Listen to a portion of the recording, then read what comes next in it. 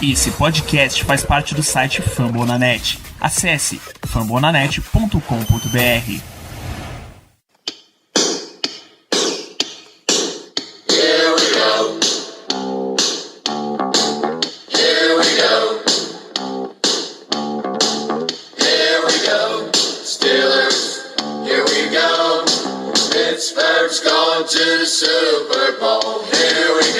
É isso, Léo. Estamos ao vivo aqui na Twitch da Black Yellow Brasil para mais um podcast, para mais uma live aí de análise, bater um papo sobre os Steelers. Muito boa noite. Boa noite, Danilo. Boa noite, pessoal que tá chegando aí, pessoal, amigos ouvintes. E boa noite também quem tá chegando aqui na transmissão ainda. É uma semana mais calma, uma semana que pretende ser uma semana...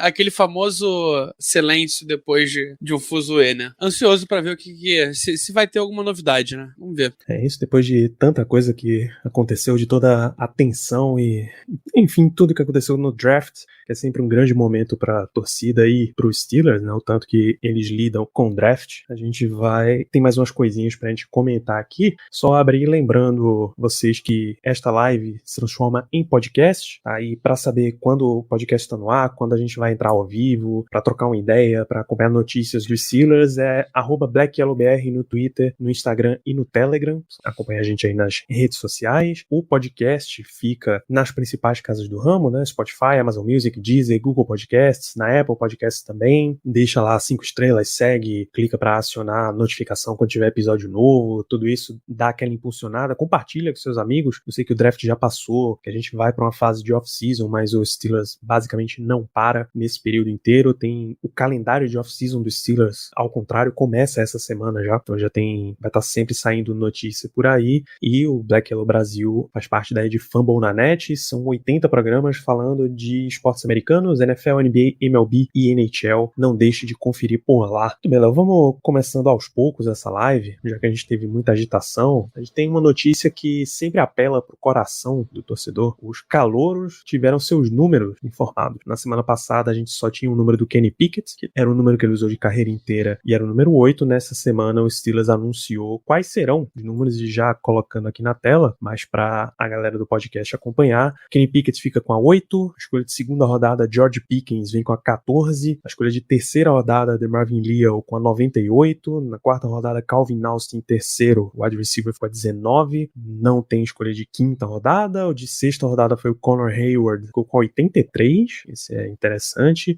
E as duas escolhas de sétima rodada, o Mark Robinson, linebacker, ficou com a 93, e o Chris Olado, com quarterback, ficou com a 5. A gente não tem números para os undrafted free agents ainda.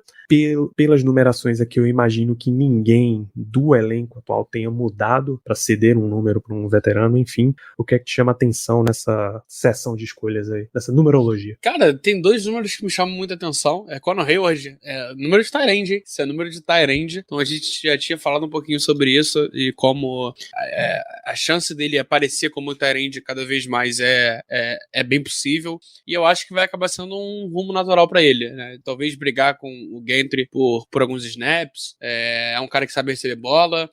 E a outra, cara, foi o George Pickens. O Thales ali botou ele no chat, cara. É um absurdo o George Pickens não ficar com o número 1, cara. Ele tem que ser o número 1. O número 1, eu sempre fui contra, mas desde que ficou maneiro, pô, vamos botar, cara. Bota o cara com a 1. Pô, maneiro, pô. O cara marrentão, tem aquele histórico de brigador. Bota ele com a 1 que ia ficar interessante. E Calvin Austin assumindo o nosso 19, né? Não deu nem tempo, não deixou nem esfriar o corpo, já pegou a 19. Interessante. Eu acho interessante pro lado do Steelers também, né? Já dá aquela desapegada de, então, acabou, esquece isso daí, vamos seguir em frente, a vida continua, mesmo depois do luto. É isso, continua, segue o baile, cara. O Steelers é um outro time, o Steelers não tem mais de Juju Smith-Schuster, é um novo ataque, a gente não tem Big Ben, é uma nova fase. Foi um pouco disso com ano passado com o Kendrick Green, quando ele assumiu logo de cara a 53, e agora Calvin Austin com a 19. Acho que a ideia do Steelers é justamente isso, cara. Tivemos uma história, a história acabou, vamos começar a nova. Então, vai incomodar? Vai estranhar? Vai, mas deixa o menino, deixa ele jogar, vamos ver o que ele faz. É isso. Vamos dar uma olhada aqui. Pô, acho que eu vou colocar isso na tela, tem uma seção do Pro Football Reference que analisa os números que já foram usados para aquele time. Nossa, eu vou precisar de uma bela ampliada aqui nos dados. Deixa eu dar um zoom e ver se melhora para vocês aí. Com a número 5, acho que já estamos bem visíveis, mais relevante nos Steelers é Craig Colquitt, mas já faz um bom tempo, de 78 a 84, e basicamente mais ninguém, só recentemente Dobbs, de 18 a 22, né? Ele saiu nessa off-season, e o Bruce Gradkowski, quarterback reserva, em 2014. Paxton Lynch teve esse momento Primeira rodada. Com a camisa 5. Ex-escolha de primeira rodada, graças a Deus, não nossa. Então, não é um número. Tem o tio do Nick Bonito também, né? O Binotto, pô. Binotto não é algum diretor aí de Fórmula 1? Acho que sim. Se eu soubesse de Fórmula 1, seria incrível. É engenheiro da Ferrari, se eu não me engano. Olha, alguém aí no chat sabe, se alguém não souber aqui... É isso mesmo, Mathieu Binotto, engenheiro da Ferrari. Olha só. A camisa 8, a gente teve na temporada passada Melvin Ingram, depois que o Ingram saiu, Carl Joseph assumiu esse número, a gente teve um ingratíssimo, terrível, todo mundo quer esquecer, Josh Scooby, usando esta camisa, mas o principal é Tommy Maddox, ex-quarterback. Enquanto temos a adição de Germano Coutinho ao nosso papo. Germano, seu número de calouro no Steelers qual seria? Você tem que considerar as regras do Steelers. Rapaz, a posição, né? boa pergunta. Eu acho que eu escolheria o número 57, linha ofensiva. Interessante, eu tenho a leve impressão de que 57 não é um número liberado no Steelers, não. A minha memória tá meio... 56 é o Highsmith? Não, é bem possível, assim. 57 você poderia usar tranquilo. Cam Kennedy usava recentemente, pô, é claro que pode usar. Montravius Adams. Eita! Então, que beleza! Eu não queria entrar nessa briga. Peraí, deixa eu só ver uma coisa aqui. Peraí, Danilo, eu acho que eu falei errado. Eu falei besteira. Peraí, só uma coisa. Se o número 57 é liberado pra OL? É até 66, se não me engano, não. Eu acho que é liberado sim pra OL. Até 70. Danilo. Eu escolheria 93. 93, vamos só dar uma olhada. 93 agora é o Mark Robinson. Pô, então ele tá tranquilo. Mas em histórico, James Harrison quase usou a 93. Cam Thomas foi um bom número 93. Jason Warriors quase foi histórico com esse número. Dan McCullers foi 93. Meu menino! Tinha que ser o 93 do meu garoto. Somente por isso eu escolheria o 93. Vamos pra 14, que é o número do George Pickens. A gente teve Neil Donnell, quarterback, como principal, e Ray McLeod recentemente, Lima Swede, beleza, viu? O inominável. Rapaz, se não for segundo número inominável, hein? Já é o segundo. Boa noite, Ricardo Rezende. Você que vai chegando nesse programa. A gente está lidando com números de calouros, vendo quem já usou as camisas deles nos passados, se os números são dignos de uso, como é a situação. E você tem um número que você usaria como um calouro dos Steelers, dentro das regras do time? Outra pergunta, Danilo. Boa noite aos amigos da mesa e aos amigos do chat. Excepcional pergunta. Teria que pensar qual número eu gostaria de usar. Provavelmente algum na casa dos 90. Adoraria o 99, por exemplo. 99 é bola. Número do eterno Brett Keisel. Lendário Brett Keisel. 19, que é o número do Calvin Austin, claro, tá marcada recentemente por Juju, e é tranquilamente o melhor jogador que já usou a 9 no Steelers, assim, por muito. É o único que chama a atenção também. É o único que eu conheço. História. Tranquilamente o único que eu conheço também. Vamos pra 83. Tô tentando lembrar de outro 19, não. Eu tô nada, só um momentinho. Onde é que tá? 83. 83 é um número histórico dos Steelers, que a gente achou que não deveria ser usado nem recentemente. Heath Miller, Tyrande, era 83. Me admira o Steelers ter deixado ele usar, embora Kobe Hamilton tenha usado depois, mas você tinha que ter dado uma segurada ali pro Heath Miller, pelo histórico do jogador. E Luizinho. No ano seguinte já estavam usando de novo. Isso. Literalmente. Porque o Steelers tem muito número, né? Muito número bloqueado ali no time. Muito jogador bom. Vai ficando difícil. Muito jogador bom na história. A realidade é essa. O Lions como é que é o nome tem. Qual o nome do último boneco ali? Foi ano passado? Damian Willis. Prazer. Desse aí eu só conheço. Eu conheço 3 jogadores. 2. Eu conheço Luiz Limas é um número famoso. 4 jogadores aí.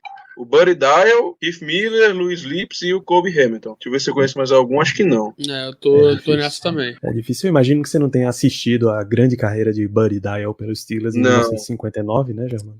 É um bom nome, tá? A gente tem a 93 de Mark Robinson, que Germano já lembrou, era o número de The McCullers, mas Joel Steed foi o melhor a usar ela entre 92 e 99, Jason Warriors teve um bom período, e Joe Schubert usou mais recentemente, na última temporada. Nossa, o James Harrison chegou no Steelers com 93, depois de para 92. DeMarcus Christmas ia usar até que Joe Schubert pediu a camisa. Esse Keith Willis era o que? Era um defensive tackle? Acho que sim. É uma ótima pergunta. Ele era defensive end, nose tackle. Ah, então eu lembro. Lembro não, né? Eu já ouvi falar dele. O Nick Eason que utilizou, se não me engano, ele é técnico atualmente. Né? É técnico em Clemson. Era defensive tackle também. Eu acho que foi a escolha de final de draft da gente, se eu não tô enganado. 7ª rodada, 6ª rodada, uma coisa assim. Na verdade, ele é coach de DL do Bengals. Rapaz, cara novo. Acho que ele já foi do. Ele saiu do Bengals e foi pra Clemson. Tá em Clemson agora. Agora tá em E coordenador Clemson, de jogo terrestre, tá? E com a 98, a gente teve Casey Hampton por 95, cara. anos. Olha isso. Que absurdo. Volta na 93, rapidinho. Volto. Tá com o Charlton. É inevitável quando o nome do Jason Warriors é invocado, você não contar uma das melhores histórias envolvendo o Steelers que já existiu. Com certeza. Com o Jason Warriors. É genial a novela do Jason Warriors na renovação do contrato dele. Ficou marcado como o primeiro plantão da madrugada do Black Yellow Brasil. O primeiro plantão da madrugada, quando todo Corujão, mundo estava Corujão. na expectativa. Corujão, Ricardo, Corujão. Aquele dia eu nunca esqueço daquele dia. A expectativa, todo mundo querendo saber o que vai acontecer com o Jason Warriors, vai renovar, não vai renovar. Já tinha oferecido a tag, alguma coisa assim. Aí, do nada, de uma hora para outra, o Warriors, no auge da sua juventude, primeiro contrato dele, ele estava no contrato de calouro, ia assinar seu primeiro contrato agora, ele decide se aposentar. E, com todo respeito à religião, claro, todos, ele se aposentou para literalmente virar testemunho de Jeová. Literalmente isso. E, depois desse dia, nunca mais se ouviu falar do nome do Jason Warriors. Sumiu, desapareceu. Genial. 11 de março de 2015. Aí, às 1h18 da manhã. Genial. Parabéns. Mostra que há muito tempo esse brilhante trabalho de cobertura tá atuando aí, porque 1 da manhã pra a aposentadoria de Jason Warriors é sinistro. A gente tá com a 93, deixa eu passar aqui pra 98, que é o número de DeMarvin Leal, ficou, claro, marcado por Casey Hampton, Vince Williams, claro, usou por um bom período, marcou bastante também, e Gerald Williams também recentemente usaram isso aí. Na temporada passada, Taco Charlton tinha essa camisa depois da aposentadoria do Vince Williams. Então esses são os números. Tem algum número que vocês realmente não queriam ver os Steelers usando? A gente falou de George Pickens sem a número 1, é quase criminoso, mas algum deles estranho aí, Germano? Entre os rookies, rapaz, eu até comentei no QG que eu não faço muita questão de numeração, não. Eu acho que tudo bem que existe a questão de algumas numerações, por regra, você não poder mudar a posição, mas, assim, por mim, eu deixaria eles escolherem a numeração que eles quisessem, sendo muito sincero. Eu achei legal cadê? Deixa eu ver. Assim, eu achei legal o Kenny Pickett com a 8, que o Big Ben 7, então o Kenny Pickett agora com a 8 vai fazer meio que uma sequência. Eu achei legal. Mas nenhuma das numerações aí me deixa chateado ou qualquer coisa do gênero, não. É claro, a 83 tem um sentimentalismo maior, porque foi a do Heath Miller, um jogador que pelo menos eu peguei boa parte da carreira, um cara que eu gostei muito, um cara que jogou muito aqui nos Steelers, mas tirando isso, super tranquilo. Não tem nenhum problema com a numeração, não. Você, Ricardo. Acho que o sentimento acaba quando o Steelers na temporada seguinte já dá o número para um qualquer. Todo respeito, claro, ao Kobe Hamilton, ao profissional. Mas dos ídolos, podemos dizer, mais recentes, Heath Miller é um ótimo exemplo. O Pounce, na temporada passada, deixaram nem o Pounce esfriar um pouquinho, já deram a 53 pro Kendrick Green. que acaba ali quando o primeiro jogador, um famoso Ru, acaba pegando. Pra mim, tendo número de gente condizente com a posição, tá tudo certo. Número de gente tem um wide receiver entre o 10 e 19, feito os dois, um linebacker com a camisa na casa dos 90, um quarterback com a camisa 8. Então, pra mim tá tudo certo. Nenhum problema com relação a isso, não. Tu não gostaria do Pickens com a 1, então? Eu acharia muito, muito estiloso e muito bolado. Eu acharia muito bolado. Mas eu odeio ser saudosista, mas os números é algo que eu fico com esse lado mais saudosista, podemos dizer. Eu gosto dos números tradicionais. Eu acho essas invenção de wide receiver usando 1, cornerback usando 5, pra mim isso é tudo trouxa. E no contexto de números, não sei se vocês vão querer ver o histórico das camisas também dos contratados dos Steelers, né, na Free Agency. Trubisky ficou com a 10, Gunnar Olszewski 89, Miles Boykin 13, Mason Cole 61, James Daniels 78, Junard Avery 49, Miles Jack 51, o que é uma grande melhora da 44 que ele usava. Sim, né? Com certeza. Damonte Kazi 24 e Levi Wallace 29. Só o Gennady Avery tem número de gente. O resto tá tudo certo. 49 para um linebacker não existe. Rapaz, eu fiquei curioso com o número 13. Eu não lembro de nenhum wide receiver usando a 13, não. James Washington? Dre Archer? Eita, rapaz. Verdade. Acho que eu esqueci completamente. Pronto, eu acho 13 um número legal para wide receiver. Eu acho 13 um número legal, por alguma razão. Por alguma razão, né? 13 é um número legal. Eu acho legal para wide receiver. Acho estiloso. Vou fazer aqui um exercício de colocar 3 e apertar no botão verde, só um momentinho. Boa. Aqui, ó, camisa 13, James Washington, Jeremy Capinos. Se a minha vida depender de saber quem é esse rapaz, eu tô morto. É um Panther. Lembro desse cidadão. Panther com a 13 é feio. Panther com a 13 é feio. Dre Archer, Steve Bono teve um ano antes aí, Jacoby Jones. Nossa, aquela patifaria que foi Jacoby Jones. E só pra gente fechar essa questão de número, que a gente já tá há um bom tempo nisso daí, só ver a 10 de Trubisky. Cordell Stewart. Santonio Holmes. Perfeitamente. Cordell Stewart, número 1, Santonio Holmes, número 2, Martavis Bryant, número 4. Ryan Switzer tá aí na lista também. Nossa. Dennis Dixon. Grande Corliss Waitman, paciente. Dennis Dixon. Tem umas figuras aí que rendem um episódio de nomes bem aleatórios que passaram pelo estado. Corliss Waitman é um baita nome. Paciente, grande Corliss. Ele é paciente. Lembra um tweet que circulou essa semana que, essa turma aí prefere passar horas listando nomes de esportistas aleatórios a fazer uma terapia, por exemplo.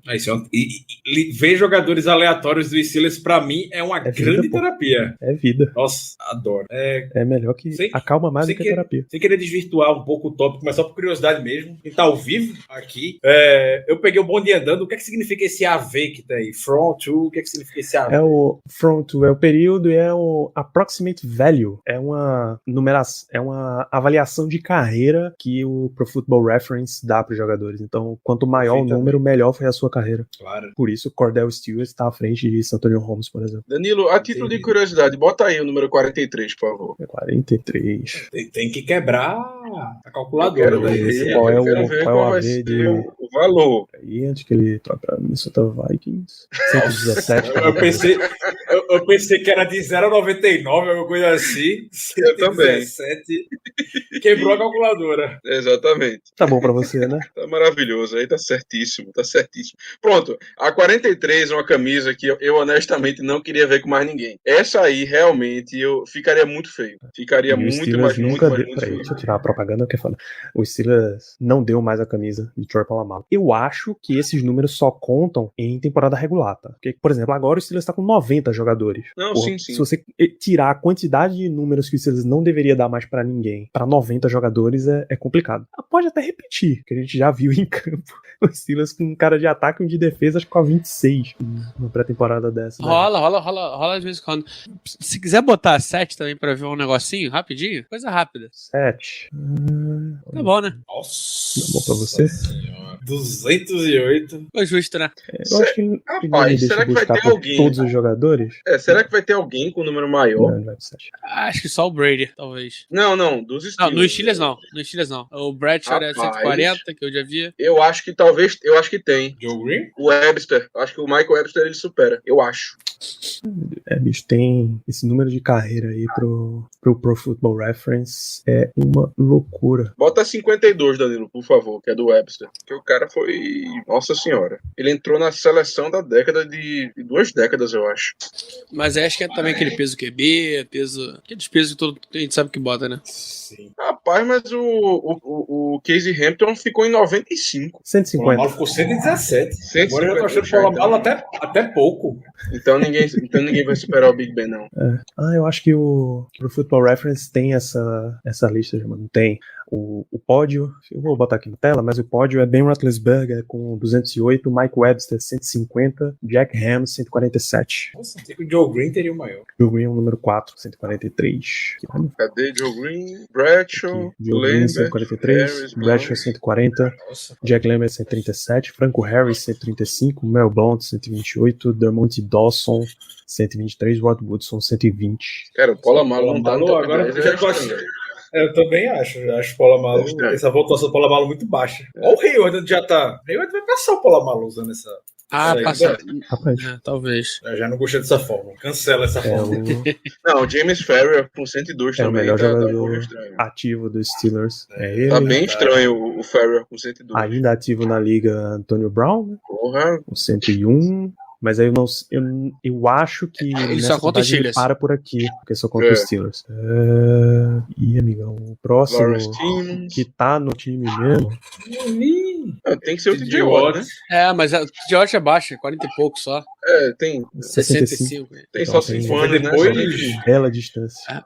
Se tu pensar que ele tem 5 anos, a chance dele passar o Polamalu existe. Não, se a gente extrapolar, vai dar 130, né? Mas, digamos, 5 mais 5 dá 130. 65 mais 65. Aí isso. superaria. Então, esse foi o momento numeração histórico dos Steelers. A gente tem muita coisa pra. Vocês estão vendo que é nível de que a off-season efetivamente começou. Eu queria pegar esse momento, aproveitar a presença de Ricardo Rezende nesse programa de hoje. Você quer dar o seu resumo sobre o draft, junto com as notícias que as entrevistas nos deram, Ricardo? Claro. Eu lamentei bastante não participar do episódio da semana passada. Eu lamentei ainda mais não acompanhar o draft ao vivo para poder reagir às escolhas que fizemos, principalmente no nosso segundo dia.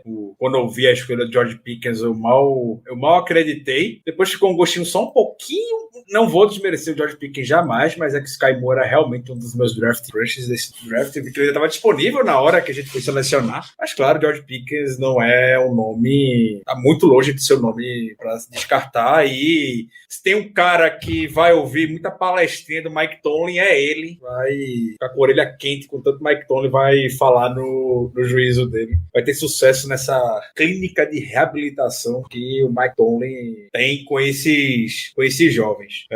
De forma geral, gostei da classe, mas todo ano eu falo isso. É muito complicado, sem ver em campo, você apontar alguma crítica. Claro, a gente vai sempre comentar sobre posições que poderiam ter sido priorizadas e que não foram, talentos que talvez estivessem no board que a gente tinha alto e não necessariamente isso era condizente com a realidade na NFL. Eu vi muitas críticas pro menino Chris Oladokun, a última escolha, o quarterback. Não entenderam muito bem. Eu poderia ter esperado para poder assinar como undrafted free agent.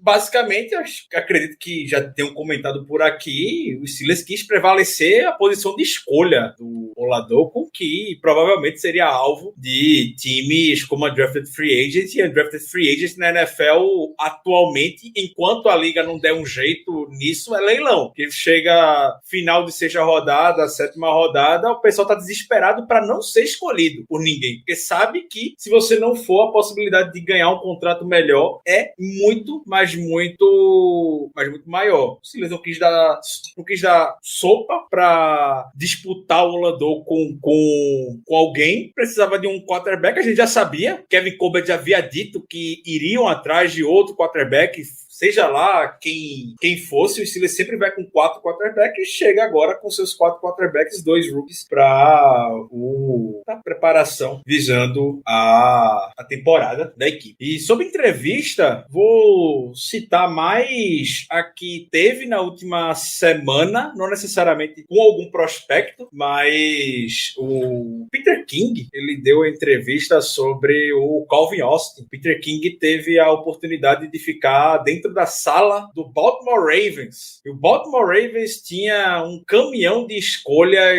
na 4ª rodada. Uma coisa absurda. Assim, mais específico. Um quinto da rodada, basicamente, era a escolha do Baltimore Ravens. Bizarro isso. E o Peter King, quando compartilhou um pouco dessa experiência dele dentro da sala do Baltimore Ravens, comentou que o Ravens estava pronto para poder selecionar o Calvin Austin. Quando eles viram que o Steelers selecionou o Calvin Austin, algumas pessoas dentro da sala do Ravens não gostaram. Se é verdade, se não é, se houve reação ou não, não sabemos. O Ravens tinha todas essas escolhas e não usaram no Calvin Austin, no Austin antes. Ainda bem que caiu. Pegaram um punter, né? Antes de pegar ele. Exato.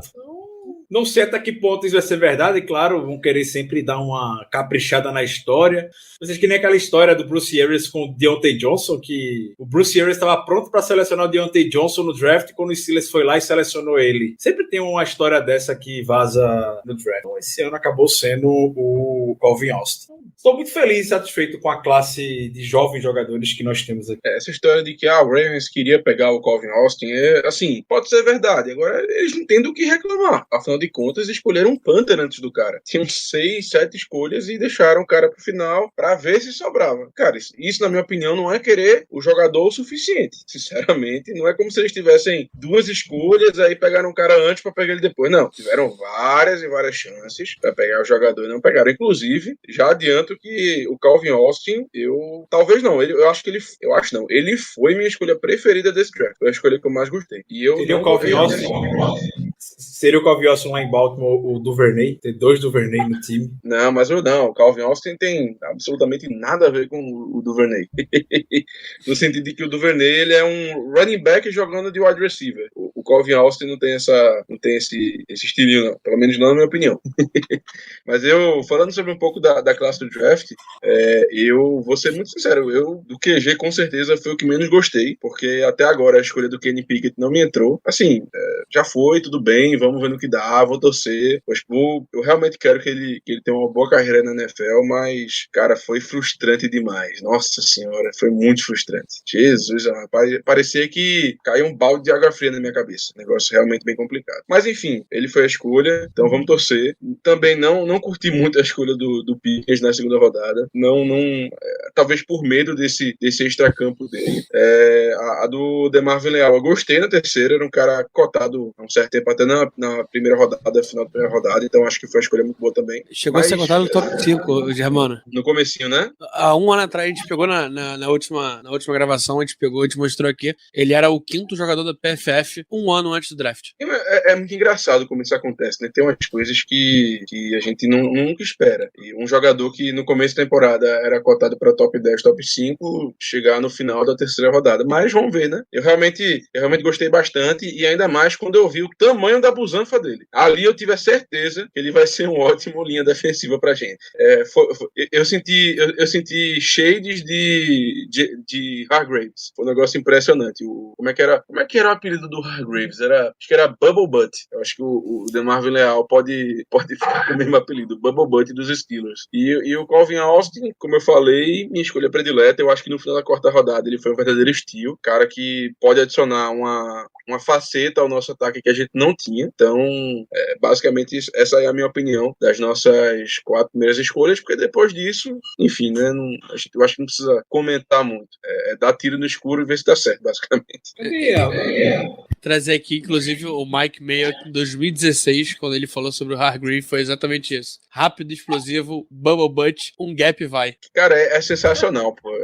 É muito engraçado, mas parece realmente que é um negócio meio científico. Quanto maior a busanfa do cidadão, ele tende a ser um jogador de linha defensiva melhor, pelo menos aqui.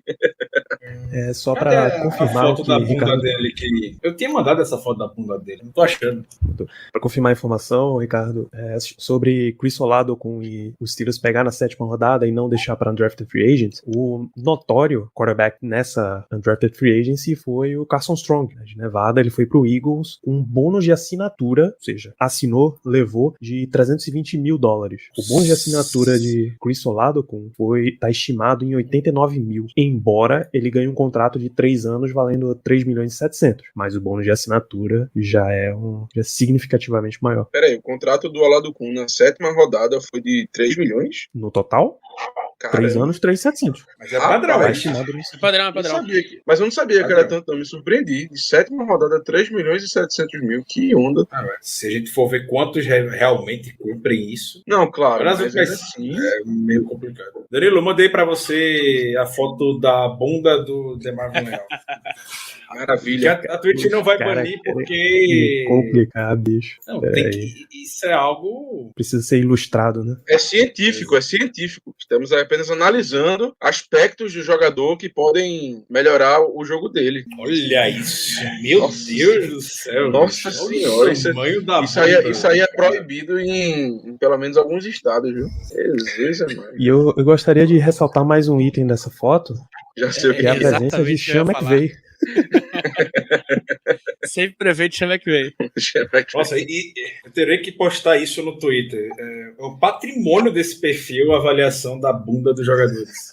E eu sei que o Danilo gosta muito dessa comparação com o Chama que veio, mas, cara, eu não consigo não olhar pra ele e não lembrar daquele B-movie. De Tudo quem? bem, Não, cara. peraí. Essa eu perdi. De quem? B-Movie. B-movie. Filme de B-movie. abelhinha. Ah, rapaz, parece mesmo. O cara que perdeu a namorada pra abelha, né? É esse, a abelha talarica. Ah, eu- A abelha tá... E é aquela É coisa, isso, é aquele ou ditado. tem, Se você ou é não uma pode calça de vencê-los... funkeira, ou... Não, e é aquele ditado. Se você não pode vencê-los, junte-se a eles. Tanto Junte-se que a ele. está com o uniforme, né? Está com o uniforme ali, o Black and Yellow, junte-se a eles. Danilo, eu vou lhe pedir mais um favor. Diga lá, Germano. Por favor. Deixa eu só ver se eu Tá consigo em off-season encontrar já. aqui. A gente tá liberado. Eu estou tentando encontrar a foto da bunda do Hargraves. Estou vendo se eu encontro aqui pra gente fazer a comparação. Tá Estou no tentando famoso aqui ver se eu grande consigo momento do encontrar. esporte. Achei aqui. Meu Deus do céu, se vocês vissem o que acontece nesse QG, vocês ficariam horrorizados. Tem um maluco Dani, comendo banana com casca, pô. Ricardo, eu acho que tu consegue achar uma foto. Nossa, essa aqui tá boa, viu, Léo? Mas eu acho que tu consegue achar uma foto melhor ainda no Twitter. Acho que você postou no Twitter na época a foto dele. E aí eu vou ter que... Porque essa aí, apesar de ser uma foto boa, ela ainda assim não tá valorizando tanto. Esse é o problema. Ela tá grande sem valorizar. Imagina valorizando. Exatamente. Oh, muito bom. Eu lembro da época nas discussões que a gente tinha, da gente falando. Bubble Butt é algo que o Steelers realmente valoriza nos seus... Com certeza, com certeza. Não é à toa que a gente Quando a tá com gente 2 fala defensive que- linemen aí na sequência, né? Exato. E ainda bem que é tudo DL, né? Não é OL. Pô, Que aí não tem risco do butt fumble, né? Eu botei Bubble Butt Draft NFL, aí apareceu um link da NFL.com com Maioquisms, que é um glossário de termos que o Mike Maioki usa. E tinha o Bubble Butt como comentário agora há pouco. Ilustrado. É um glossário ilustrado, Ricardo? Infelizmente não. Adoraria, viu? Teria que ter o DeMarvin Leal junto com o Hargrave. Eu proponho que no próximo Combine faça uma edição das bundas também. Eu acho que seria um belíssimo indicativo para nossas futuras escolhas de DL. Isso, né? E se pintar aí a lendária foto, você traz que a gente põe aqui na live, tá? A do Hargrave é boa Sim, demais. Hargrave. De verdade, é boa demais. Nossa senhora, a foto é maravilhosa. Enquanto isso, a gente caminha um pouquinho pra frente aqui. O nosso próximo tópico são Undrafted Free Agents. Existe algum destaque entre os 10 nomes que o Steelers contratou, Léo? Só lembrando pro podcast, podcast. Jordan Tucker, tackle de North Carolina. Chris Owens, offensive lineman de Alabama. Jake Dixon, tackle de Duquesne. Jalen Warren, running back de Oklahoma State. Mateo Durant, running back de Duke. Tyree Johnson, defensive lineman Texas A&M. T.D. Moultrie, edge rusher de Auburn. Chris Steele, cornerback de USC. Bryce Watts, defensive back de Massachusetts. E Tavin Harvell, defensive back de Robert Morris. Belo nome de universidade. Cara, eu separei 4 nomes, inclusive se você não tá no Telegram ainda, t.me/blackyellowbr. Eu fiz uma análisezinha rápida, não cheguei nem a analisar, né, mas eu trouxe 4 nomes que eu acho muito interessante, começando pelo Jalen Warren, que é o running back. Cara, esse moleque é muito bom. Eu lembro de assistir tape dele, eu tava prevendo ele saindo ali na 6ª rodada, mais ou menos. Sobrou, cara, é um cara que eu consigo botar fé. O Mateu Duran também é bom, mas ele é melhor, é bem melhor. E o Mateu Duran, inclusive, foi o maior salário de running back que o Steelers pagou para undrafted na história, né? Pagou, se não me engano, foram 110 mil dólares de assinatura. Bom contrato. Separei também o Tyree Johnson, que era companheiro do nosso bundu do DeMarvin Leal. Ele é edge, cara, muito bom edge. Teve 8 sacks e meio na temporada passada. É um cara que, tipo, sabe atacar o gap. E era uma posição que a gente estava muito necessitado, né? Então é um cara que eu tô muito interessado pra ver. O Chris Steele, que é cornerback, eu achei interessante. USC é colégio grande, jogou uma divisão grande. Teve duas interceptações, correu menos de 4,5 no 4-yard dash. É um cara que talvez possa beliscar espaço no roast. E o Michael Maietti, que é center. Ele não tá aí, ele foi convidado, na verdade a gente não chegou a assinar ele, mas ele foi convidado para participar do training camp, né? E, cara, é um baita center, se não me engano foi vice-líder na PFF em run blocking e também tinha uma baita nota alta em pass blocking. Foi second team All-American da PFF. É um cara que eu não tinha visto antes, eu comecei a ver depois. É um cara bem interessante, cara. Um cara que também pode brigar pro roster, com certeza. Só botar na tela exatamente essa lista. O Steelers convidou jogadores pro Rookie Minicamp, que é nessa semana, né, entre 13 e 15 de maio. Isso ajuda a completar os treinamentos. Charles Williams, running back de UNLV, Nevada, Las Vegas, se a memória não me falha. Michael Maietti, center de Missouri. Vincent McConnell, offensive lineman de Cincinnati. Liam Fornadell, offensive lineman de James Madison. PJ Barr, também OL de Maine. Vitaly Gurman, offensive lineman de Toledo. Trey Tipton, wide receiver de Pittsburgh. E aí na defesa, Taylor Humphrey, defensive lineman de Louisiana. 2 linebackers, Jahad Woods de Washington State, Tyler Dressler de Richmond, Tavin Harville de Robert Morris, defensive back, inclusive estava na outra lista, Tyrell Ford de Waterloo, Leandro De Brito de Duquesne e Bailey Flint, Panther de Toledo. O Leandro De Brito tem esse nome extremamente em português, ele é de Cabo Verde e é por isso que ele tem ainda esse nome. Eu acho que ele de batismo é só Leandro direto. Mas aí entrou para os Estados Unidos, ele adotou esse Leandro De Brito pra ficar mais inglês. Deu uma americanizada boa. Menino local, direto de Duquesne, que é logo ali, na grande Pittsburgh. Então esse é o... Algum dos nomes de undrafted free agents desses convidados chama a atenção de vocês? Germano, Ricardo? Tem um nome só. Eu acho que, assim, o cara sendo undrafted free agent, ele já começa com o pé atrás, né? Ele já começa tendo que subir uma ladeira bem maior. Mas, dentre os nomes, eu destaco apenas o do Chris Owens, o OL de Alabama, pelo simples fato de que eu estava até lendo sobre ele mais cedo hoje, que ele tem muita experiência, ele tem experiência nas 5 posições da linha ofensiva. Então, assim, um cara que é undrafted, você ter essa flexibilidade, você ter essa experiência em todas as posições. Inclusive, e não é assim uma experiência fácil, ele teve que substituir o Landon Dickerson, que todo mundo lembra, que era um dos nossos draft crushes do draft de 2021, quando ele se machucou. Então, inclusive, acho que foi até... Acho que Filadélfia.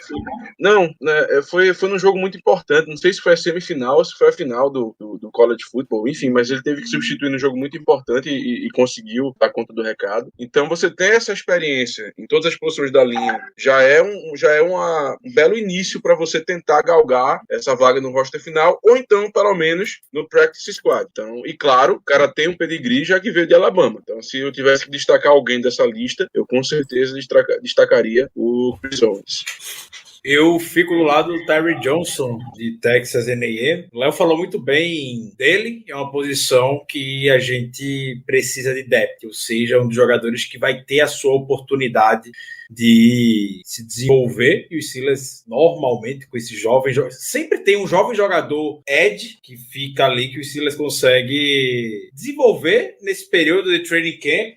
E geralmente no final quando tem o roster final, ele é cortado e a gente pega em armas por conta disso. Então, tu usar Skipper, Ola DNI, a gente já acha que é o fim do mundo isso. Todo ano tem. Quem sabe esse ano não seja o Terry Johnson. Então, que desde já ele já mostre o seu valor no Special Teams, porque é o que os demais jogadores, basicamente no passado, não mostraram muito. Usar Skipper, Ola DNI, o Chris Roche na temporada passada. O Terry Johnson, ele garantiu vaga no roster final, ele vai ter que mostrar serviço no Special Team. Já chega essa semana comprando um cafezinho pro Dennis Smith, um chiclete pro Dennis Smith pra garantir. Um chiclete de 1 quilo aproximadamente, porque ali mastiga, viu, meu velho? Ali mastiga. Eu acho que dessa turma aí, o destaque vai pros running backs, né? Porque ainda poderia o Steelers adicionar, mas a gente vê cada vez menos provável, já que os treinamentos vão começar. Eu acho que o Steelers vai botar uma competição aí de running backs para ver quem fica com as 3 vagas abaixo do Najee Harris. Isso supondo que são 3 vagas. Né? Talvez seja a posição mais em aberto, vai ter um né? fullback 2? Possível. Eu acho que sim, posição mais em aberto mesmo. E o engraçado é que os dois, eles são muito parecidos com o McFarland. São 2 caras baixinhos, troncudinhos e com um estilo parecido de corrida. Eles são burros. Então, cara, o Matael Duran não é dos mais inteligentes, não. Mas ainda assim ele consegue muita big play. O Jalen Wallace já é mais inteligente. Ele tá em Duke e não tá jogando basquete. Já é um erro. Exatamente. E tu vê que de Você família já também começa o cara metendo um A ali sem querer não é mais, né? Matthew Duran. Então essa é a nossa lista de undrafted. O Steelers carrega undrafted free agents pro elenco principal com uma frequência inacreditável. Que foi o do ano passado, que agora acho que foi Derek Tuska? Ou ele entrou no meio da temporada? Tuska chegou no meio da temporada, não foi Tuska. Se brincar, a gente puxa aí quem foi do ano passado. Estou tentando lembrar quem foi. Eu lembro dos recentes, o último que eu lembro é o cornerback. Meu Deus, esqueci o nome dele. James Pierre. James Pierre, exatamente. Obrigado, esqueci o nome dele. Corey White foi, se eu não me engano. O Cody White já era em draft da temporada passada. Eu sei que o Cody White ficou no roster. Pode ser. Entrando no roster, não sei se ele ficou no primeiro momento. Ele não é undrafted free agent dos Steelers. Ele é undrafted, mas de 2020 no Chiefs. E chegou nos Steelers ao final da temporada. Então não chegou nem. Não chegou, deve ser só treinado lá e olha lá. Ele assinou com o Practice Squad em setembro de 2020. Caramba, só porque a gente tá falando. Teve temporada. No roster final, temporada passada, tem um tal de. Que eu não lembro desse cara. Mas ele provavelmente não deve ter contribuído muito, que é o Jamie Jones. Tô vendo o roster final da temporada passada. Mas acho que ele é undrafted do Jaguars.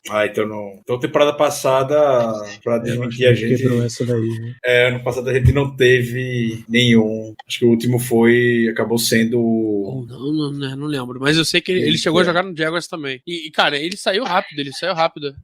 Sim. Não, ele é undrafted nosso, foi pro Rams, depois pro Jaguars. Foi isso. Então ele não foi o undrafted da temporada passada, foi o Jamie Jones. É isso. OLB. Então, sim. Sim. Lembrei desse a posição rapaz. que os Steelers mais levam. Lembrei Terry desse Johnson rapaz. tá saindo aí com um pé na frente, viu? Vamos ver. Bicho, Porque tirando o running back, eu acho que a segunda posição que tá mais aberta. Vão utilizar o Avery como OLB também? Né? sim.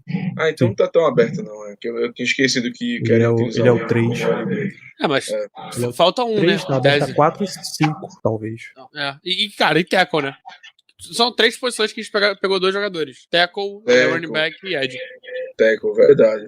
E DB também, eles pegou. Mas, se não me engano, o Bryce Watts é... Não, acho que DB tem até muita gente. Assim, não que seja muita gente que preste, mas tem. Então. É isso. Tem muita gente. Agora, tackle é verdade. Tackle a gente vai ter os 2 titulares, o Dan Moore e o Chucks. Haig. Quem é o resto? O Joe Haig tá de volta?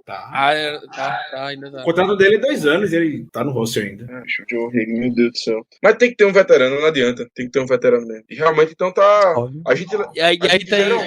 eu acho que Chaz Green ainda tá.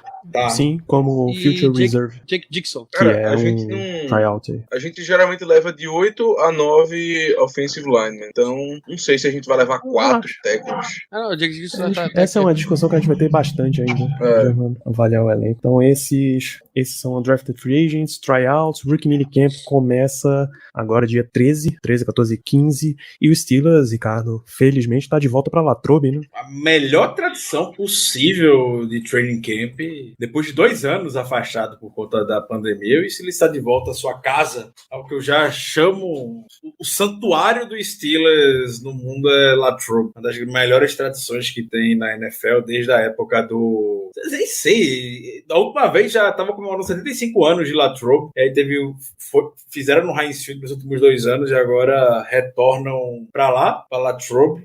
Muitas histórias lá, felizmente a última não tão muito positiva, da última vez que o time esteve lá, né, conta do Daryl Drake, o falecimento do Daryl Drake foi na região nosso técnico de wide receiver, mas é o local onde se forma muito do que o Steelers é. Tem uma entrevista, não sei se é do Joe Green, eu não sei se foi do Chuck Noll, não lembro, provavelmente nesse texto devo ter falado a respeito disso, mas que a Steel Curtain foi montada dentro de Latrobe, porque os quartos eram muito pequenos, eram quentes e ficava um monte de homem grandão dentro do mesmo quarto em umas camas pequenas, e eles iam treinar com ódio, com raiva, por conta da péssima estrutura que tinha dentro das instalações em Latrobe, e que essa raiva que montou a Steel Curtain tanto sucesso na década de 70. Então, tradição bem legal, Steelers. Isso, inclusive, Ricardo escreveu um artigo chamado exatamente isso, Latrobe, o santuário do Pittsburgh Steelers. Eles treinam no campo da St. Vincent University. Por lá Sim. fazem toda a sua pré-temporada. Tá aí a Chuck Noll e Joe Green em Latrobe, né, no próprio local. Então é sempre um lugar histórico. É bom ver os Steelers de volta pra lá. A gente aqui no Brasil acostuma muito com Emerson Leão levando a turma pra Atibaia, sabe? Luxemburgo levando Ele a turma. Luxemburgo, Isso, fazia ali uma intertemporada. integrada ainda, tá? Tem a sua. Isso, às vezes era uma intertemporada também, parava ali no meio, tinha uns 15 dias.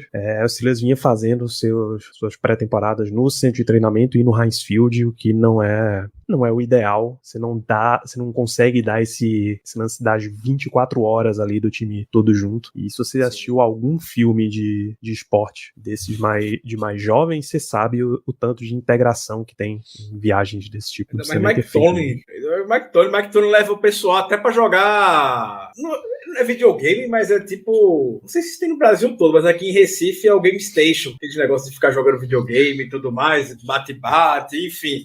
A Tony ama levar o pessoal pra isso. Todo ano levava, 2 anos que não leva. Imagina a saudade que ele não tá de levar as crianças pra fazer disputa de corrida, de carro, essas coisas. Ele adora.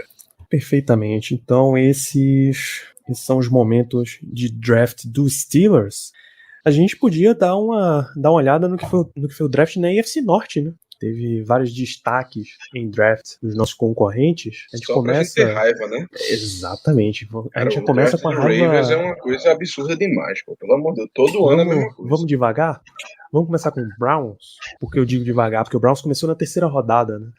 A escolha 68, Martin Emerson, cornerback Mississippi State. 3ª rodada também, Alex Wright, defensive end de UAB, Alabama em Birmingham. Na 99, David Bell, wide receiver de Purdue. 4ª rodada tem 2, Perrion Winfrey, defensive tackle de Oklahoma. Cade York, kicker de LSU. Uma na 5ª, Jerome Ford, running back de Cincinnati. Michael Woods, segundo, wide receiver de Oklahoma na 6ª. E 2 de 7ª, Isaiah Thomas, defensive end de Oklahoma, e Dawson Deaton, center de Texas Tech, Léo. O que é que tem de destaque aí? Cara, tem 3 bons jogadores, o Alex Wright e o Perrion Winfrey. Alex Wright é edge, foi o segundo edge que mais gerou pressão na temporada passada, só perdeu pro Hudson, ele gerou mais pressão, inclusive que o Thibodeau, então tipo, é um cara bem interessante, mas era um cara mesmo de dia 2. O Winfrey também era um cara que era dia 3, saiu no dia 4, é um bom DT. E, cara, o kicker, pelo que pareça, era o melhor kicker da classe. A gente viu ano passado o Bengals pegando um kicker e fazendo diferença. O cara jogou muita bola, então pode ser que também tenha o mesmo impacto. Na minha tabela, o Browns foi o 16º melhor draft, com nota B-. Pesa também que eles começaram só na terceira rodada, né? Sim, pesa, a troca pesa, porque, cara, o draft deles é basicamente Deshaun Watson, né? Então, isso pesa bastante. Exatamente. Alguém chamou a atenção de vocês aí no Browns? Ricardo, o Germano? Cara, o draft do Browns, é aquela coisa, eu espero. Eu prefiro esperar começar a temporada pra fazer qualquer comentário, porque eu não tenho muita confiança, não.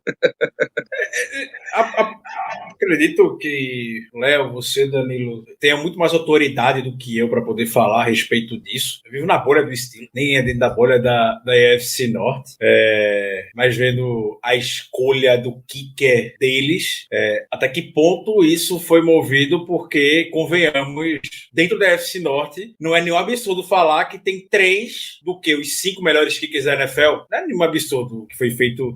Que aquele menino do Bengals fez temporada passada foi algo surreal. Então ele aposta numa fórmula que viu os concorrentes dentro da divisão ter sucesso. Vai em busca do seu. Vai atrás do melhor da classe. Ô, Ricardo, a gente tem 2 dos 5 kickers com o melhor aproveitamento da história da liga, que é o Boswell e o Tucker.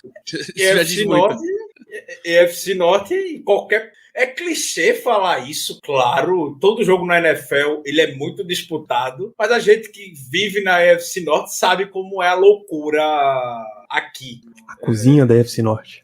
O Ravens não teve tanto sucesso em vão, podemos dizer. O Justin Tucker ganhando o jogo, chutando 66 jardas com field goal. O menino do Bengals chutando um field goal, o playoff para mais de 50 jardas para vencer jogo. O Boswell transformou o que era um mito no Heinz Field, e o Boswell quebrou de chute acima de 50 jardas. Você tem que encontrar uma paridade nessa posição, que querendo... O Boswell já ganhou o jogo de playoff pro Steelers, né?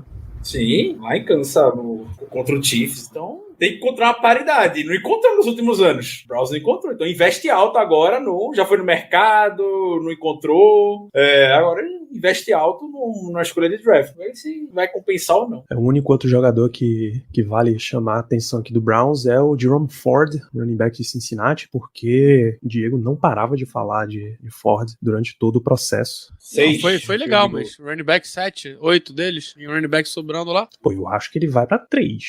Tem o que jogou ano passado. E eles usam, também. Né? Eles usam, então. Pode ter esse, eles usam. Eles e o Ravens são dois times que usam muito. É verdade.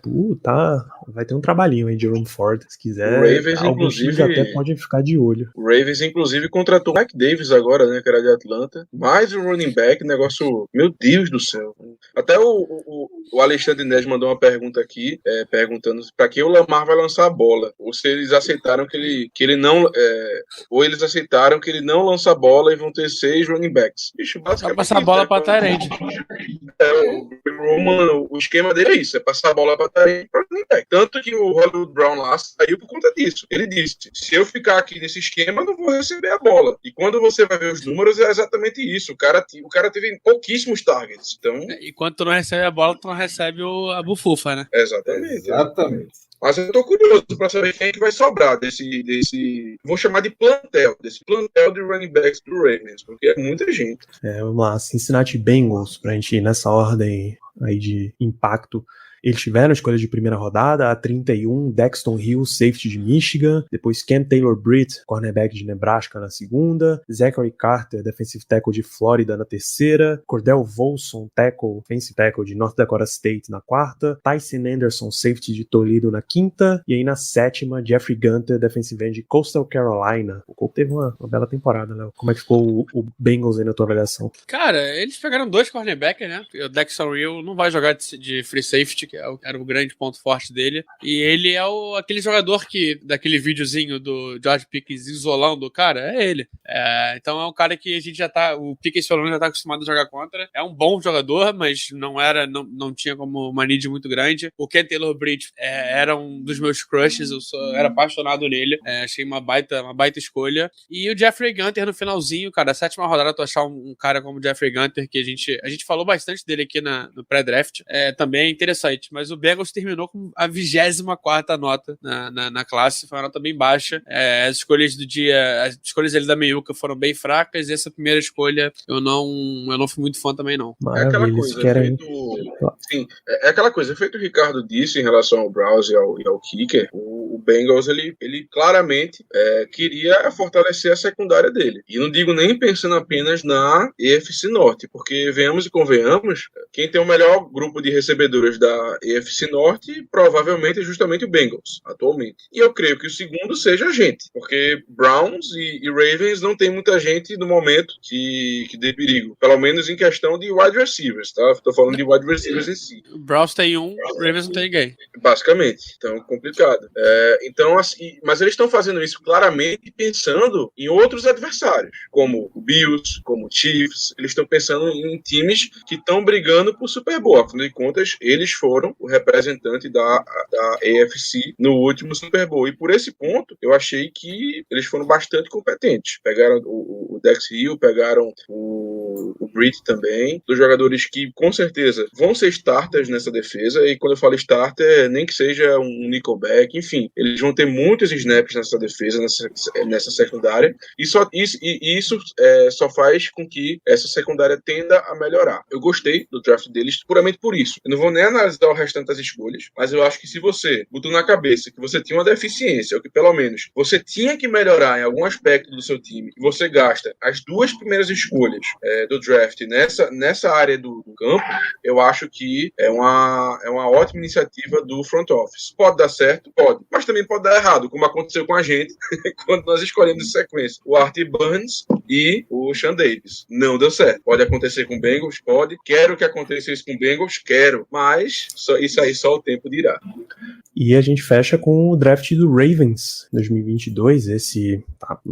A liga inteira tá avaliando como fantástico. Eles saíram com 2 escolhas na primeira rodada. Kyle Hamilton, safety de Notre Dame, na 14. Ficaram no lugarzinho deles e draftaram o cara. Aí eles receberam a 23 pelo Marquise Brown, do Cardinals. Trocaram pra baixo ainda com o Bills e saíram com Tyler Lindenbaugh, center de Iowa, jogador que a gente nem precisa comentar, a gente falou dele o tempo inteiro no nosso processo de draft. Segunda rodada, David Ojabo, edge rusher de Michigan. Na terceira, Travis Jones, defensive tackle de Connecticut. Aí 6 escolhas de quarta rodada. Daniel Falele, tackle de Minnesota. Essa escolha eles ganharam do Giants. Jalin Armour Davis, cornerback de Alabama. Charlie Kohler, tight end de Iowa State. Eles ganharam extra aí do Cardinals. Jordan Stout, punter de Penn State. Acho que punter kicker, se a memória não me falha. Que eles ganharam, não escolhi que eles ganharam do Bills. É punter. Isaiah Like, só punter? Só punter. Não precisa de kicker, né? Eu tinha a impressão que ele tinha impressão que ele tinha chutado field goals e kickoff em Penn State. Isaiah Likely, tight end de Coastal Carolina, na 139. Damarion Williams, cornerback de Houston, na 141. E na sexta rodada, mais um running back, Tyler Badie, de Missouri, Léo. Baltimore Ravens. Cara, baita classe. Baita classe. Só não foi a melhor classe do draft. Na minha saiu como segunda nota. Perdeu só pro Jets. E só não foi melhor porque não tinha um wide receiver. Eles perderam um wide receiver titular e não repuseram ninguém na posição. Pegaram o Rashad Bateman ano passado, que é um baita wide receiver também, mas tem que se provar ainda. E, cara, as 5 primeiras escolhas deles é fantástica, cara. Kyle Hamilton é o melhor jogador da classe pra mim. O Tyler Linderbaum é top 5. O Odiabo era top 4 edge pra mim e caiu na segunda rodada. Travis Jones era meu terceiro DT. Só perdia pro DeMarvin Leal e pro Devontae White. Daniel Falele na 4ª rodada é um baita achado. Era o cara que tava contado pra sair no final de primeira rodada. Cara, a Isaiah Likely tava contado pra ser o primeiro tight end. Foi o segundo deles. É um baita draft. Mas faltou o wide receiver. São um time melhor do que eram antes. A defesa melhorou, mas eu ainda acho que essa defesa vai demorar mais um aninho pra começar a engrenar. O Diabo não joga essa temporada, provavelmente. É muito difícil jogar. O Kyle Hamilton vai ter que adaptar um pouquinho o esquema dele à NFL, e a gente sabe que isso demora um pouquinho mais. A Travis Jones é a mesma coisa. Vai ser banco, porque ainda tem Calais Campbell, mas é uma defesa que começa a me preocupar bastante para pro futuro. Então, tipo, os caras têm draftado muito bem, todo ano é um draft atrás do outro muito bom. E, cara, dá medo, né? Dá medo porque a gente não tá acompanhando. A gente teve minha nona nota em draft, a gente teve nota 78.93, eles tiveram uma nota 90.29. Então, tipo, tem uma diferença que dá pra chegar. O Ravens, ele todo ano faz isso, né?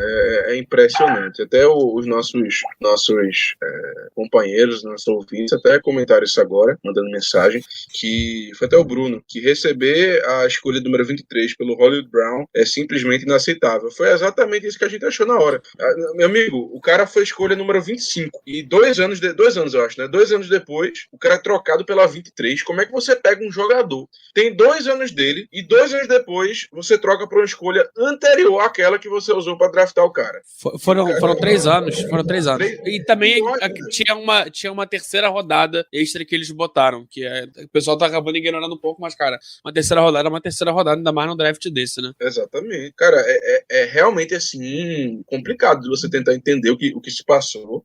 Porra, o Hollywood Brown nunca se mostrou ser um jogador que vale uma primeira rodada. A realidade é essa, pelo menos na minha opinião. Cara, tudo bem que lá em Baltimore a gente sabe que o wide receiver ele tem um grande problema que se chama Lamar Jackson, que o Lamar Jackson não sabe lançar bem a bola, isso é fato. Assim, não sabe. Pra nível NFL, ele não sabe lançar bem a bola. Pra ser um quarterback titular, eu não acho que ele saiba lançar bem a bola. E não tô dizendo que o cara é ineficiente nisso, não. Eu tô dizendo lançar bem. Se a gente pegar como parâmetro uma média dos outros quarterbacks titulares, ele com certeza tá no bottom third de saber lançar a bola bem. Ele tem problemas claros quanto a isso. E claro, esse fato, somado à questão de que o Greg Roman, ele utiliza um esquema ofensivo que dá prioridade principalmente para tight end e para running back, é claro que o wide receiver tem menos chances de aparecer, isso é fato. Mas depois de 3 anos, o cara teoricamente não se provou isso tudo, você conseguir trocar ele por uma escolha anterior àquela que você usou na primeira rodada para pegá-lo, é loucura. Para mim é loucura. Eu realmente não sei como eles conseguem fazer isso, porque eu acho que foi a situação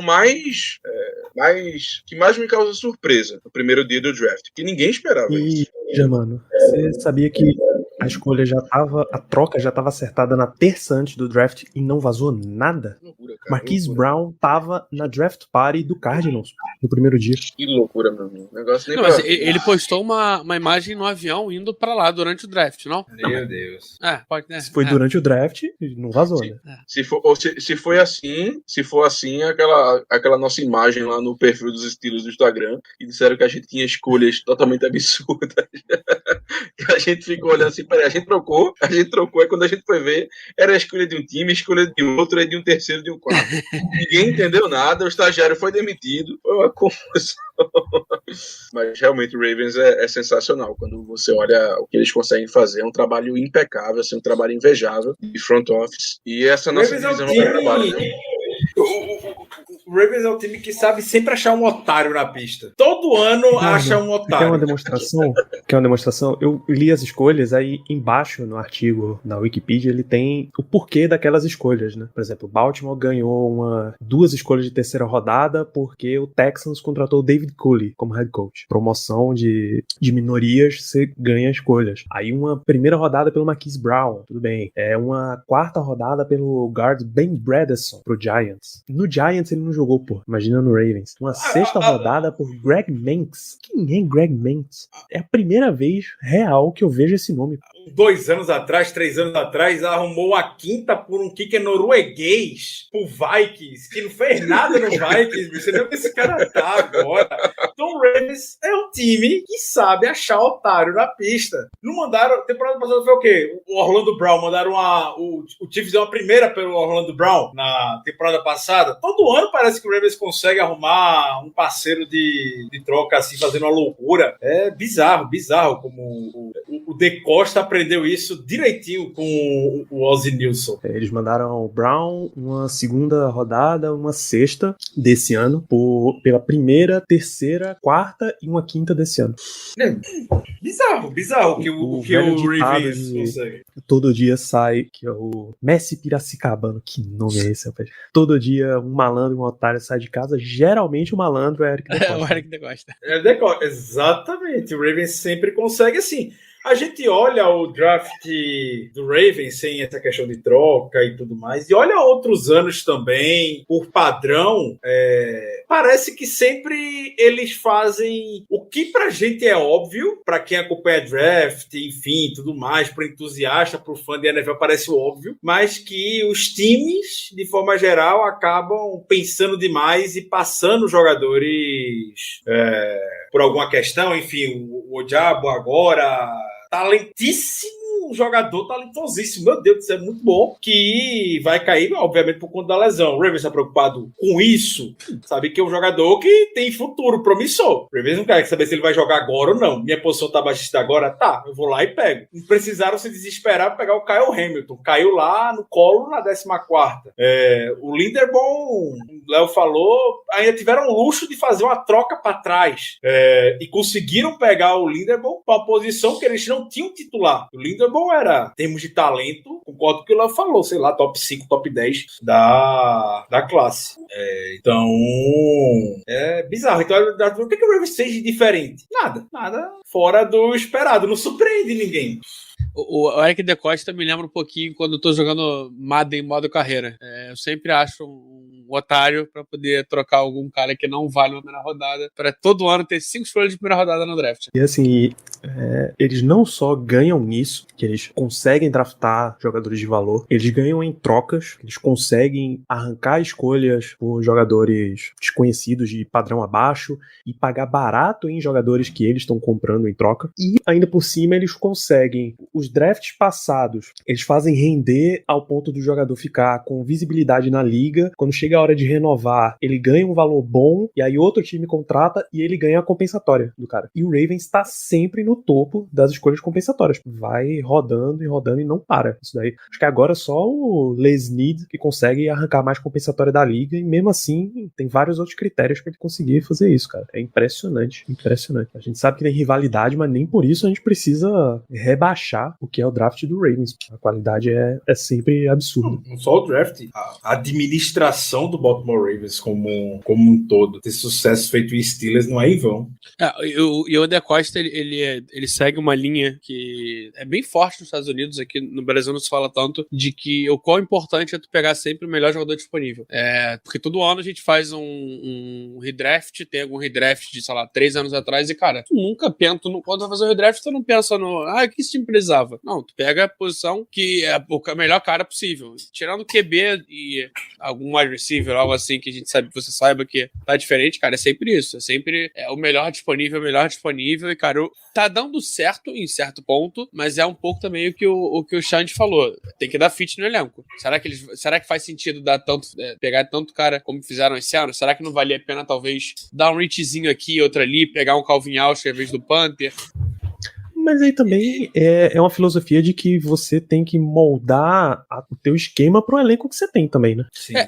Porque eu penso muito na gente. O Colbert faz muito isso de pegar o melhor jogador disponível no dia 2. Talvez por isso o nosso dia 2 seja sempre caramba. O dia 2 é o dia dos Steelers, o dia que a gente brilha. O dia 1 é sempre uma need grande que a gente precisa, o dia 2 é a hora de brilhar. Então, cara, a gente pegou o Claypool, não precisava tanto. Pegamos o Pickens, tá, beleza, esse até precisava, mas pegamos o DeMar Villeneuve que não precisava tanto. Tinha outras necessidades. A gente tá sempre buscando o melhor jogador disponível no dia 2. E tá falando sobre o Panther do Ravens? Alguma dúvida de que seja ele ou seja o Sam Cook ainda vai render uma troca? Porque só o cara até ser um Panther selecionado pelo Ravens já ganha um valor absurdo. Tem time já coçando a orelha. O que esse cara tem que a gente não viu? Mas o pior é que esse cara... Falava-se muito de Matt Araiza, né, que é o Punch God, que não sei o que, mas a galera que acompanha muito o analista de draft já sabia que ele ia ser o Panther 1, ele ia sair antes. Só surpreendeu o seu Ravens, que, cara, tinham 6 escolhas e podiam ter feito muito mais. Podia ter pego o Calvin Austin, ainda bem que não pegaram. O Ravens dá uma quarta, quando é agosto, consegue uma terceira por esse cara, algum time, algum otário por aí desesperado. Eu acho que a única oportunidade que eu lembro que nós levamos vantagem do Ravens em questão de draft foi em 2012. Foi quando a gente pegou o David De Castro na frente do Ravens. Isso aí não me sai da cabeça. Eu lembro como se fosse ontem. Foi o primeiro draft que eu acompanhei, assim, tipo, tendo um pouco de noção dos jogadores e tal, de qual era a posição de de need, qual era o melhor jogador, enfim, não é nem de assistir tape, mas pelo menos ter uma noção de jogador. E eu lembro que o De Castro chegou na nossa escolha de um modo totalmente inesperado. E logo na sequência o Ravens estava doidinho pra pegá-lo. Mas aí tudo deu certo e a gente conseguiu pegar o jogador na frente deles.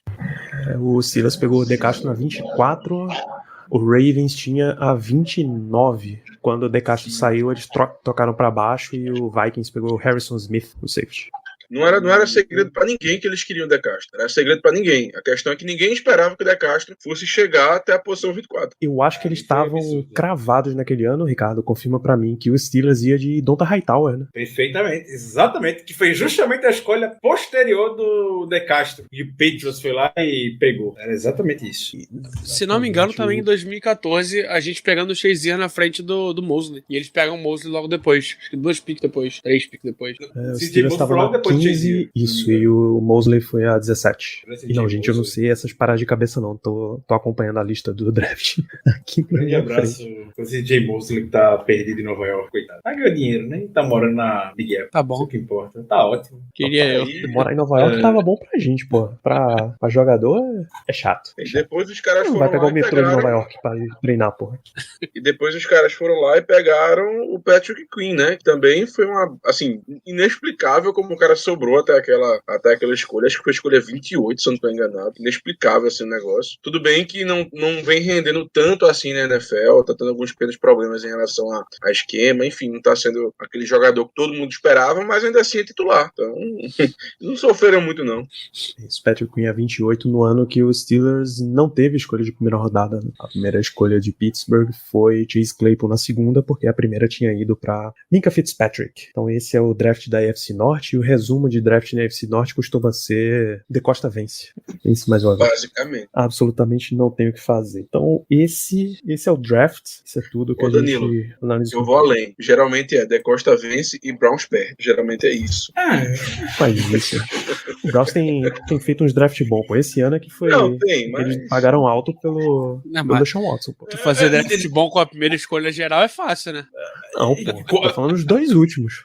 Vocês estão sendo muito bonzinhos com o Browns. É o time do futuro, Não, né? peraí. O time, Exatamente. é sempre o time do futuro. É o campeão da off-season, pô. É o campeão da off-season, Cleveland Browns, geralmente. Ele Tem um drafta time que bem, não... ele contrata bem, mas na hora do campo não corresponde. Esse é o rolê. É um time que jamais vai me assustar, o Cleveland Browns. Nunca vai me assustar a franquia Cleveland Browns. Não importa a situação que esteja. O DNA do fracasso presente naquela franquia é algo surreal. Existem franquias que foram...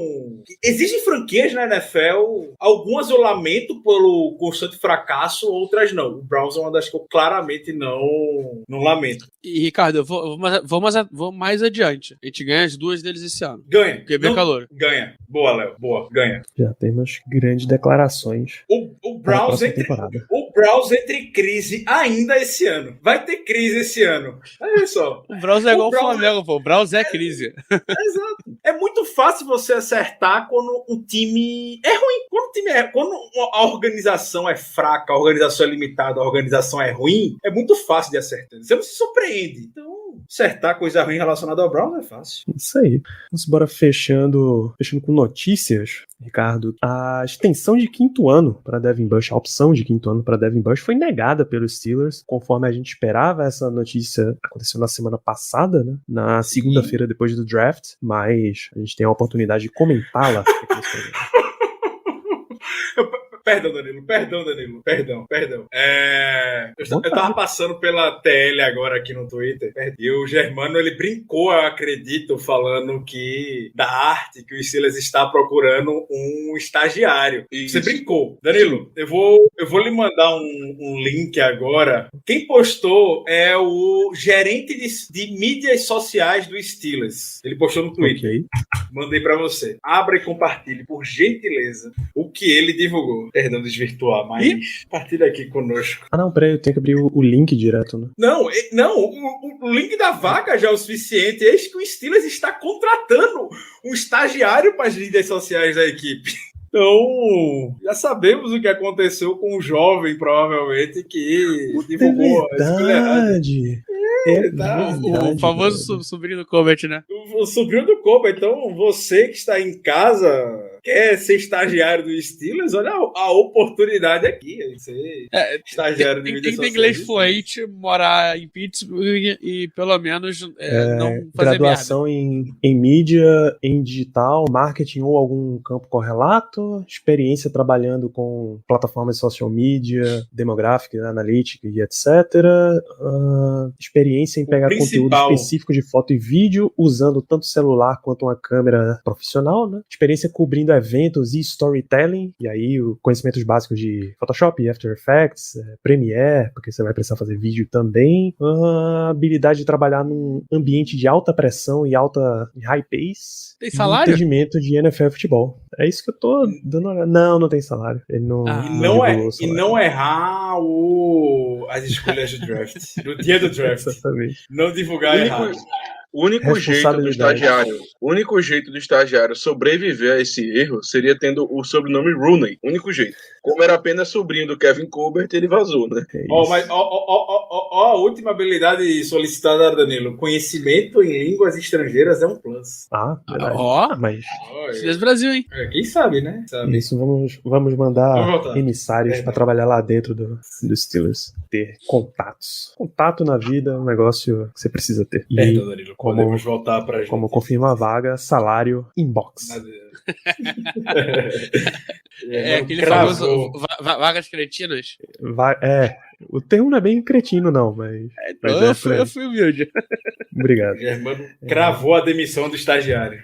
Perfeitamente. Vamos fechando.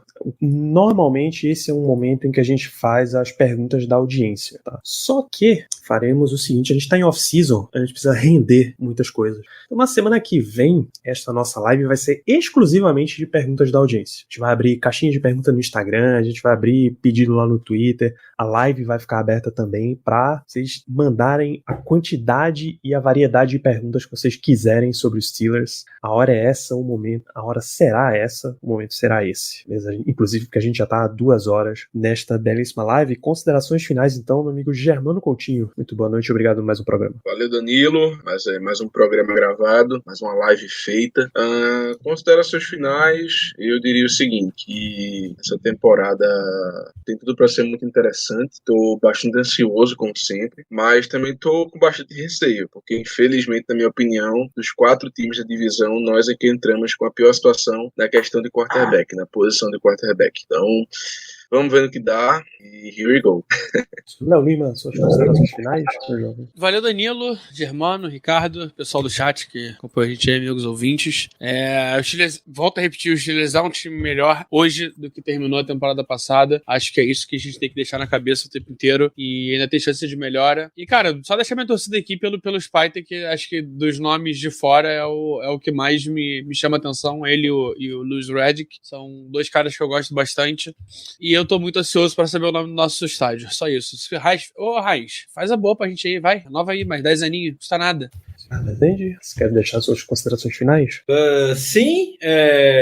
Hoje, talvez um pouco mais relacionado a... Não sei se é curiosidade até que ponto mas... Tava pensando, principalmente, você passa 3 horas no avião vindo de São Paulo para Recife e você fica pensando em muita coisa, né? Você vai longe. Não tinha um Velozes e Furiosos 9 para assistir, não? Tinha um belo catálogo da Latam, inclusive, de opções para assistir. E aí, uma das coisas que eu fiquei pensando na volta, nesse último sábado, minha terra, para Recife, foi o tipo de pensamento que eu tenho, você vê.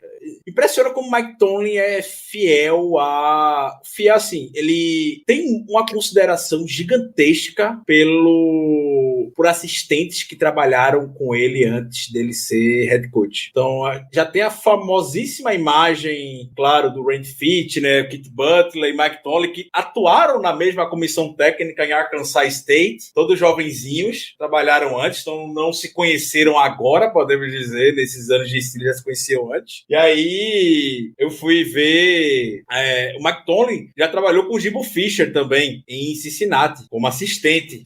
O Jimbo Fisher ainda não era era técnico nem nada, enfim, era um assistente como o Mike Tomlin é. E você olha os últimos... Desde que o Jimbo Fisher chegou em Texas A&M, como mudou a relação do Steelers com a universidade, porque o Mike Tomlin nunca havia selecionado alguém de Texas A&M até o Jimbo Fisher chegar lá. E agora a gente já vê 2 anos consecutivos de escolha envolvendo Texas A&M. Tanto o Dan Moore temporada passada, agora o DeMarvin Leal, e a relação que tem. Claro, pode ser uma coincidência ou não, né? Eu tentei fazer esse exercício, mas foi muito complicado fazer, então eu não consegui nenhum tipo de resultado. Vou dar essa sugestão pro Alex Kozora fazer esse tipo de pesquisa no Steelers de Boa. Mas o número de quem são os técnicos de universidade que Mike Tomlin mais draftou para a NFL. Quem foi? Dado a grande variedade a rotatividade de técnicos e tudo mais. Acredito que o Jimbo Fisher possa estar nesse meio entre os jogadores que o Mike Tomlin mais selecionou. Foram jogadores do Jimbo Fisher também. Então é mais compartilhar essa viagem mesmo, o tipo de pensamento que eu tenho quando eu não tô ocioso. Só reforçar que Cincinnati, onde Fisher e Tomlin trabalharam, é a universidade, são os Bearcats e não os Cincinnati Bengals, tá? Exato. Pô, Ricardo, agora tu me deixou com vontade de fazer essa pesquisa aí. Quando não tiver nada pra fazer, eu faço. É off-season.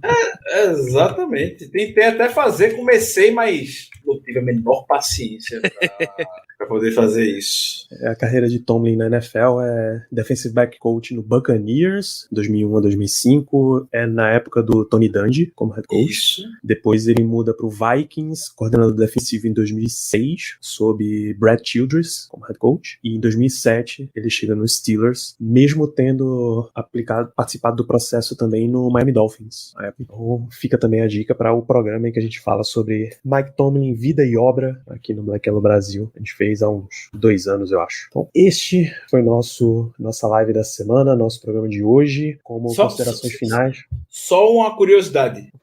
Quer dizer, eu não sei se é isso mesmo, posso estar errado, mas é que eu não achei aqui, não. Então não é essa imagem, mas tem uma postagem no Twitter que indica os assistentes que passaram por Cincinnati nessa época que o Tomlin Jimbo Fisher estava. Então ainda tem a Rex Ryan, John Harbaugh, o D'Antoni, que se não me engano é o técnico da Universidade de Pittsburgh hoje, também passou por lá. E Luke Fickell. Não, Luke Fickell é técnico hoje. O técnico de Pittsburgh é Pat Narduzzi. Você tá falando de Cincinnati, desculpa. Não, mas então o D'Antoni é o de Michigan State que o Narduzzi trabalhou. É isso, confundi. O D'Antoni de Michigan State também passou por Cincinnati. São contemporâneos, podemos dizer. Nessa imagem que tem aqui só tem o John Harbaugh novinho. Fica de considerações finais o pedido para vocês darem uma olhada também nas outras franquias de Pittsburgh, né? O nosso Pirates tá, coitado, jogando com o Dodgers nesse momento, na 7ª entrada, tá tomando 11-0 em Pittsburgh, no PNC Park. Mas é um momento difícil.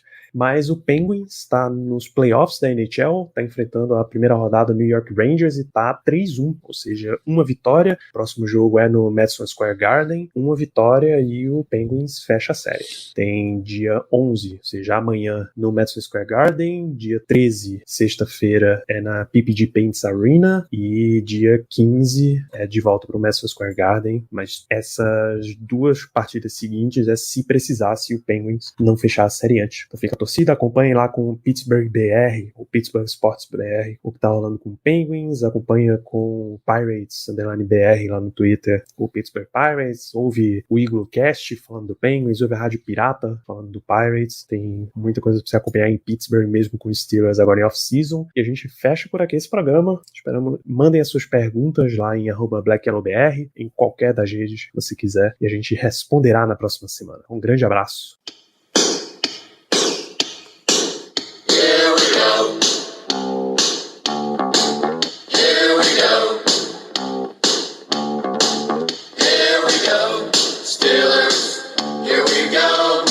Pittsburgh's gone to the Super Bowl.